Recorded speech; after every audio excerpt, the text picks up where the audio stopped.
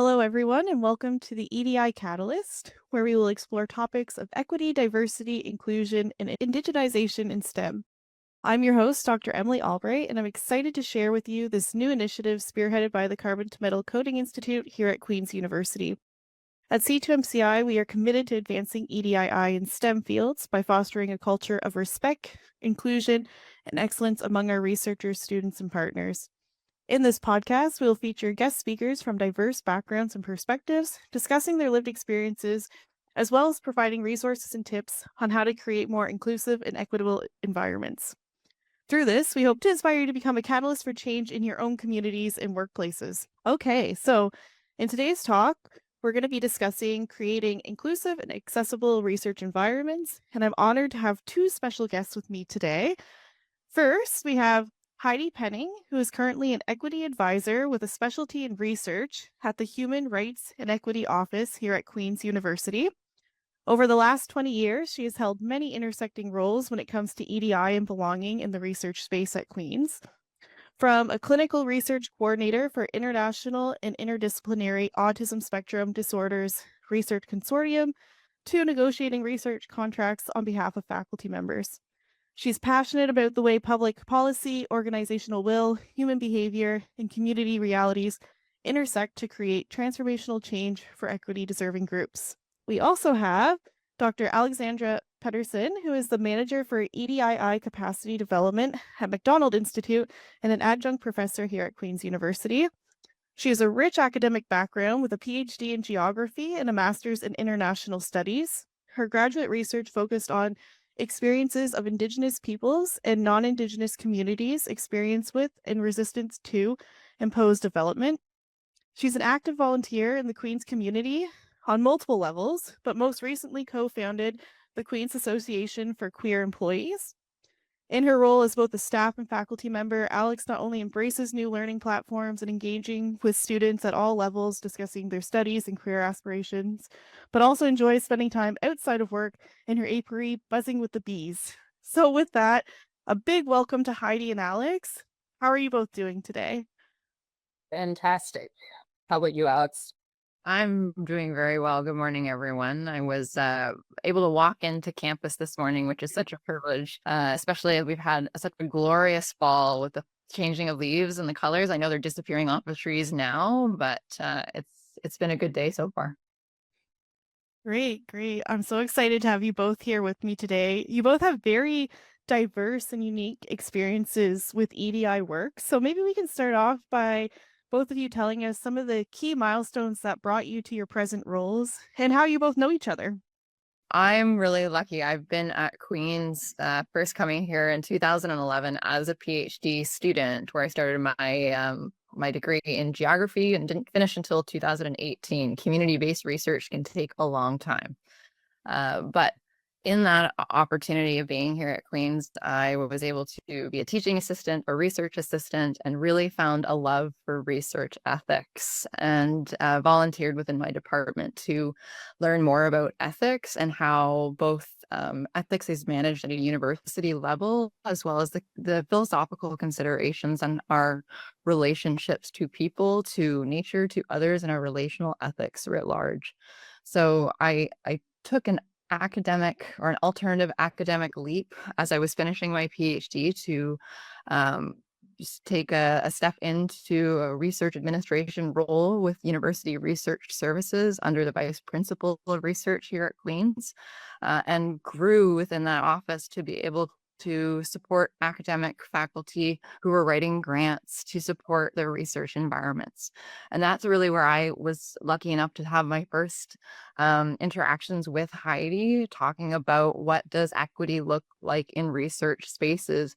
And I'm, lucky to say too, it was at a time where this was an emerging topic within grants, and Tri-Council and CERC were moving towards Canadian dimensions, and that's a policy and a commitment where we are going to expand equity, diversity, and inclusion opportunities within universities. And so I think Heidi was at the forefront within her office and working within those spaces of research, and how does EDI fit within a research landscape and training environment, but also from research services and asking how could we support faculty as we're thinking about merging and incorporating EDI as key principles within our spaces. So Heidi, what were your impressions about those first meetings and how we got together on this? Yeah, well, we got together to co-facilitate with some of your colleagues a research workshop, right, for faculty. And like I really like this one, like, and this was before your somewhat new role in EDI. And so I said, I've been kicking tires about, and we'll talk more in deeply about the DEAP tool in a minute, but you're right, Alex, with try cancel and start leading the way. I said, we got to think of something about how do we support our researchers, like Alex was saying. And then I went, well, we have a DEAP tool ready for academic units, and we have a DEAP tool for administrative units. Maybe we've done this a little bit backwards, right? And maybe we should have started at an individual level, and we'll talk more about that. So that was my first impressions. I remember it was very cold. We were standing out on the sidewalk of the new Mitchell Hall, and I said, "Do you want to play? You want to work together?" And so that was the beginning of a really cool working relationship and a friendship. I'm not going to lie, outside of the work environment, and just some of my milestones. Thank you for the intro. That was great. When I was at research services and contracts, I like to joke there's only 4 kinds of contracts. And I was thinking, is this going to be the rest of my career at the university? So I was looking for what I was passionate about. And I am passionate about all things equity. I have a 28-year-old son with severe autism, so I feel like I have been advocating and pushing systems and boundaries and removing barriers for a very long time. And so I thought, I'd like to work in the Human Rights and Equity Office. How do I do that? So I volunteered on the Educational Equity Committee, and, never underestimate the power of being a volunteer and making connections and building your network. That is how I got in. So when there was an opportunity to take a 10-month contract, I was able to negotiate, because after all, I'm a research negotiator. Was able to negotiate a bit of a leave of absence from research services to do a contract. And then I was asked to fill in a 1-year mat leave. And at that point, I was asked to make a decision. Is it going to be research services, or is it going to be the Human Rights and Equity Office? It was not hard to take that leap and say, I choose what I'm passionate about. And that was in 2009, and here I am still. Thanks for sharing that, both of you. So maybe I can quickly touch on how I met both of you. So I am now the program and training coordinator here at the Carbon to Metal Coating Institute. And as part of my role, I do have a portion that's responsible for the EDI training of our members. And so that's how I got connected with Alex. My manager connected me with her, who also used to work with her, I believe, with some different EDI initiatives. So that's kind of how we were connected. And then I was also connected to Heidi, and then I found out that you both have a huge connection, and that's kind of how we came about bringing you both on today. So I'm really excited to hear more about your guys' experiences today. So I think you both kind of started to touch on the project, the DEAP tool. Maybe you guys can elaborate a little more on what the DEAP tool stands for and about this project. For sure. I'll kick that off, Heidi, but I'll ask you to help me always fill in the gaps. Where I left off in my story was where I was working at research services, but I'd actually taken a leap to another research institute, as you'd mentioned before, to the Arthur B. McDonald Canadian Astroparticle Physics Research Institute. And you might all ask, what's a geographer doing working with physicists, or why are the physicists working with a geographer? And I will say, to the credit of the folks that I work with here at Sterling Hall, it's an incredibly interdisciplinary group, and one that is very open to different ideas and new ways of thinking. And so when I took the leap to this position, well, at the time it was a business development position, but I still had a real passion for EDII work, both for my PhD as well as the volunteer and work opportunities at research services. And I proposed with Heidi in collaboration and cahoots behind the scenes, could we make this a reality, building off of the award-winning work from the Human Rights and Equity Office, from their diversity and equity assessment planning, the DEAP tool. Could we make this a reality within the grassroots space of a research lab or a research group, and using the McDonald Institute faculty who are physicists, mechanical and materials engineers, chemists, geologists as well. It's cross-disciplinary, transdisciplinary thinking here. Could these be the folks that would like to pilot this opportunity with us? And so Heidi, your office picked that opportunity up with us in partnership.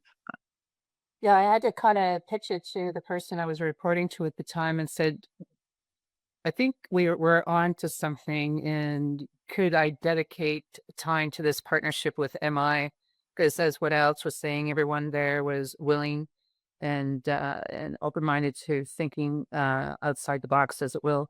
And so again, always the negotiator. And I said, and I think I need 0.2 of a full-time equivalent to dedicate to this. And he said, well, what are you doing? I said, I don't know. So to the credit of my boss in our office, they said, okay, go off and create something and come back. And so it's been a tremendous opportunity to be creative and to actually dive in and to actually talk with the faculty members, right? Because how to do EDI work, it can be very scary for individual researchers who have never really had cause to really think about it too much, right? And so we're trying to demystify this work and take a very appreciative inquiry approach to it as well. We always say to the reader, there's always something that you are doing around EDII well already. It's how we build on that, right? So that's a really important messaging that Alex and I carry with us, and when we speak to our researchers. I do feel a certain, what's the word I'm looking for? Like, I care about them. I want them to be successful. Yeah, I think that's great. And I think, Alex, just building on, I think our institutes are very similar in that sense. We have also a very interdisciplinary group of people, and international as well, people from all over. So this type of tool and work is really important to us as well. And I really like that takeaway, Heidi, that you're saying about we're probably already doing things well. Let's take that and build on it. So I think that's really important. And also sharing that with everyone as well. Working together, I like that. So maybe we can dive into, so what are some of the features and functions of the DEAP tool? How does it work? Yeah. Well, it's right now in its pilot phase, right? Heidi and I are, we are really the cogs and the wheels behind the scenes as to how this tool can function. But in its present state, it is a workbook in which we have invited researchers to first self-assess themselves across 14 different equity, diversity, inclusion, and indigenization indicators, basically, that have been co-built with the piloting faculty members, as well as with feedback from some of our initial pilot work on expanding those indicators. And the indicators themselves range to spaces in which, faculty members hold power. They can create change. And we start that at, of course, the lab level, but we also are mindful that faculty members are a part of departments. They're a part of capital F faculties, larger schools within their own research institutes, and even disciplines, but much larger than that, right?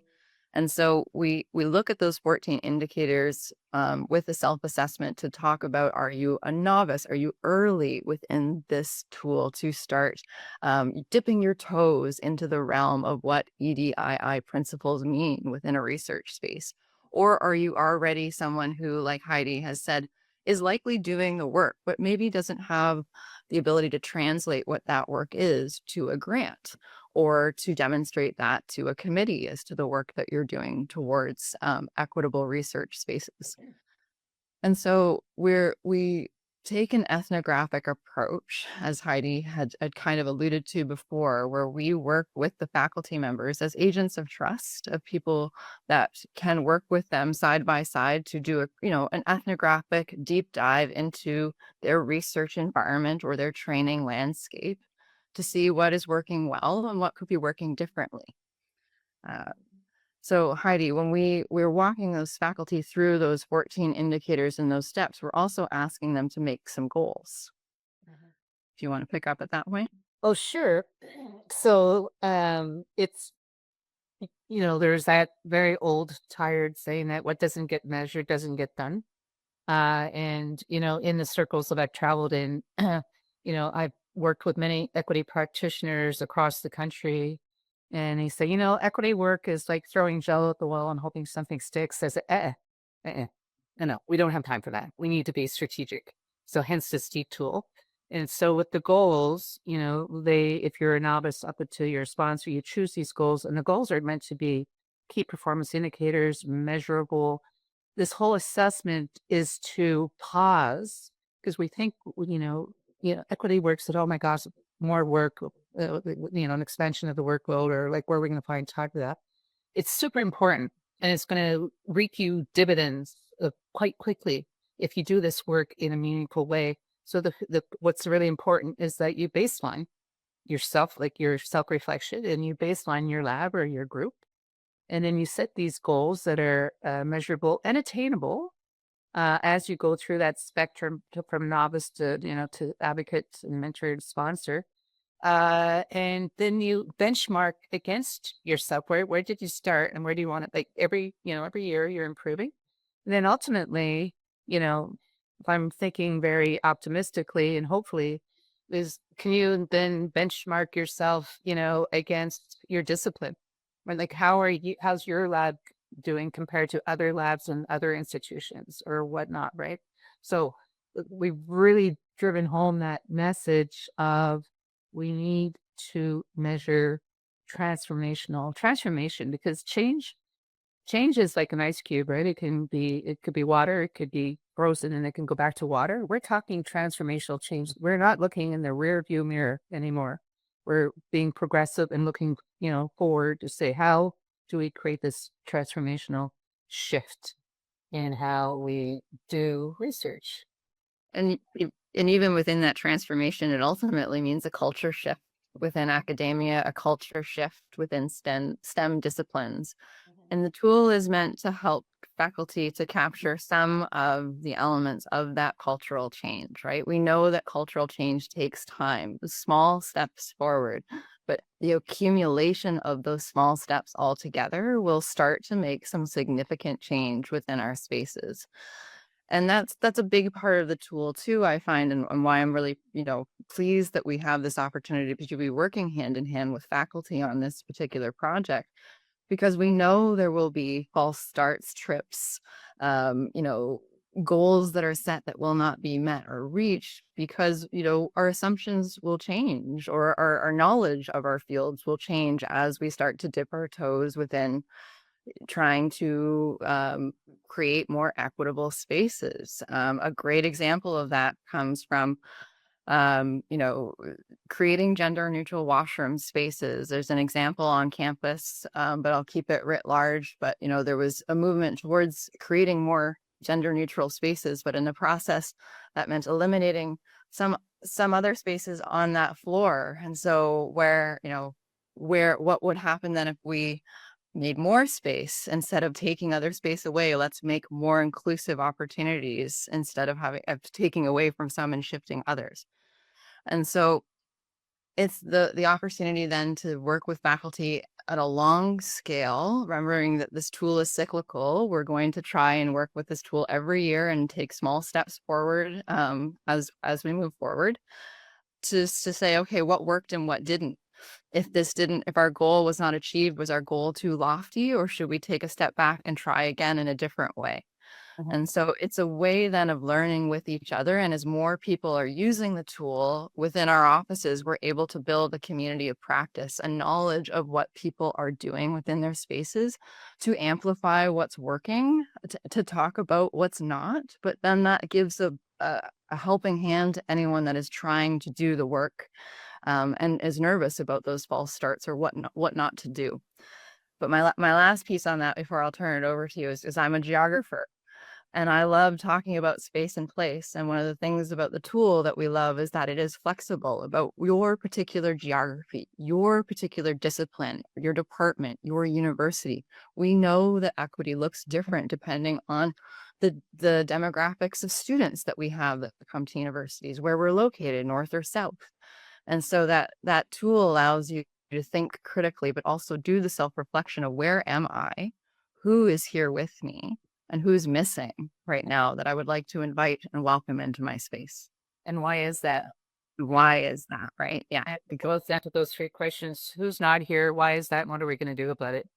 And I would add to stress the importance of evaluation too, not just to tweak the tool, but to have, we talk about culture and we'll talk about cultural competencies. We talk about cultural humility.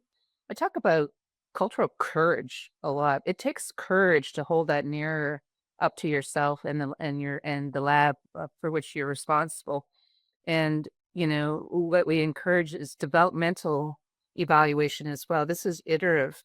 That it is flexible enough to tweak and adjust and say, as opposed to say, we've got a 3-year strat plan, and at the end of 3 years, let's evaluate. No. This is meant to be developmentally evaluated as you start to implement these goals. Yeah. It does. Thank you. Wow, you guys just touched on a lot of important bits of that tool. Thank you so much. That was a great overview of what the tool's meant to do. I really like the self-reflection part, and I think maybe a lot of our listeners today might be students and postdocs, early researchers as well. I think so. This is right now targeted a lot at a larger level, but I think you can take a lot of these key takeaways for yourself as well. You can do self-reflection on the work that you're doing, even as a student. And then as you grow in your roles, this will really help you as you go along. So it's good things to keep in mind. So we are getting close to our end of the time here. So maybe I'm going to kind of shift from our direct questions here, but maybe I'll let you guys touch on what were some of the challenges and opportunities that you've encountered. And maybe you can give, since we are starting to wrap up, lump that kind of into any final thoughts you guys want to, or any takeaways you guys want us to have from about the tool. Well, I'm going to take the opportunity part, being an appreciative inquiry kind of person. The opportunities here are endless. It needs to find its purchase, and this is why we're piloting this with our MI folk. But the MI folk are affiliated with partners outside the institution, and so we say, how does this look like? And that with those opportunities to kind of mushroom this out beyond MI and beyond the Queens, is how does this look like? It's going to have some ethical questions. Do we want to partner with other institutions who, where people don't feel, physical or psychological safety, for example? That's a challenge in the landscape that we're in. Grants are competitive by nature. And here's Alex and I saying, let's cooperate. Let's share goals, right? And so those are some of the challenges that we need to address, right? And what about you, Alex? What do you think? I think those are excellent, some of the challenges that we've faced. And I think, it comes back to understanding the strengths of the tool, but also the flexibility within it. And I think one of the challenges is that we still don't know what every research space looks like, or what labs, what the challenges are for each lab. And so one of the key things has been about building something that can continually grow, that is living, that is flexible, but also that's not so nebulous that someone can't take up the tool on their own to take their first steps, even if they don't have someone like Heidi or myself embedded with them. I think one of the challenges for us in the future is, as we scale, I would very much like us to move into a position where we are training other trainers, people that are embedded at other institutions that would like to use this tool in support of faculty, of graduate students, of postdocs as well. And even to your mention there, Emily, of the postdocs and the graduate students in the room, is this something in the future that maybe they want to look at? So we know some of our faculty are trying to collaborate with their whole labs and teams when they're using this tool. They want it to be a team responsibility to be taking up EDI principles within their space, which I think is phenomenal, right? It shouldn't be top down. It should be as a community that you are building this space. And so that's one of the big challenges will be to scale this. But I'm grateful that, the Human Rights and Equity Office has been very, open about, well, what can we module this? Can we put this online? Can we get this more accessible to people? And that's what I think our ultimate goals will be. But also support from, the Vice Principal of Research. Part of the self-assessment is already embedded within 3 research EDI modules that are available to faculty as members of Queen's. And let's talk too about the Carbon to Metals Coding Institute and MI, because we've been able to share those modules with our partners outside of Queen's as training opportunities. Right. So there's lots of other opportunities that are embedded within this. So I'm hopeful that the tool will just continue to couple and strengthen folks as they're working towards their goals. Oh, thank you guys both very much. Do you have any final thoughts, or should we move to a question from our live audience? Let's do the Q&A. Q&A? All right. So let's open the floor up here. Let me see if we have any in the chat so far. So if I'm not interrupting. No, go ahead. Go right ahead. So yeah, I just had a quick note. Basically, I'm one of the faculties at chemistry department and part of the EDII committee in our department. And I just wanted to thank you. It's just not a question necessarily right now, but it was just thank you for your work, because it is really interesting, because I recently had to participate in the EDII tool demonstration and training to get access to it. And it was triggered by our cyclical program review. And then we've done quite a lot of work at our department. I think we're making effort, but we haven't been documenting or tracking it. And I'm hopefully I can go and do some of the work retroactively. So it's really nice to learn about the story behind it, because to be honest, you feel like, oh, yet another training, yet another thing we need to adopt. And you feel it just like it's completely, now it's good. I can put the story behind it and your efforts. So I just wanted to thank you. It makes it a lot more pleasant to work with, and knowing what has gone into it being developed. Hopefully we can, and I also see it very useful for, everyone has good intentions, everyone wants to put effort, but how we can maximize our efforts, and maximize the impact, but minimizing our effort, and we're not reinventing the wheel. And I see it very helpful in keeping the, committees, we come and go in the department, but how we can make it easy for others to see what has been done, and basically for the continuation. Thank you. I mean, we're neighbors. I know I'm in a pod right now. We're so close, Chernoff and Sterling. So I'm grateful to know that we're such close partners in that space. And if I'm not mistaken, we also have a colleague that's, supporting across our EDI facilitation committees as well. And I think we have a menstrual equity policy that we're co-working on together, or should be co-working on together within our spaces. So let's chat about that. Awesome. Well, I think that brings us pretty close to the end of the time. I know this was a short time. I feel like we could talk about this for hours. So a big thank you both to Heidi and Alex for being here and sharing more of this story with us. I like to end on a fun note. So I know you both are not chemists, but what is your favorite chemistry molecule or atom, if you have one? And if you don't, then maybe just your favorite science fact that you know, to be more broad.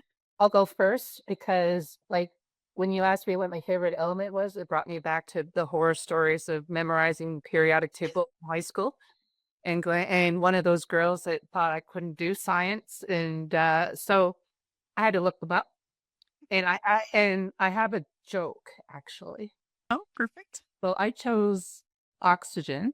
I'm so terrible at telling jokes. Oxygen and potassium went on a date. It was okay. That's good. I love it. I'm all for the jokes. And you said favorite, of course, knowing my background and my research, and there are critical minerals and metals that exist on there that are also, challenged by Indigenous peoples, of whose land is this, and, who has the rights to metals under the Earth's surface. And so I deal a lot with gold and silver, or at least the resistance to the extraction thereof. And so I won't call them my favorite, but I will call them the ones that I am critical of. Minerals. I am also a big fan of gold, so that's great. Thank you both again, and we'll wrap up there for today.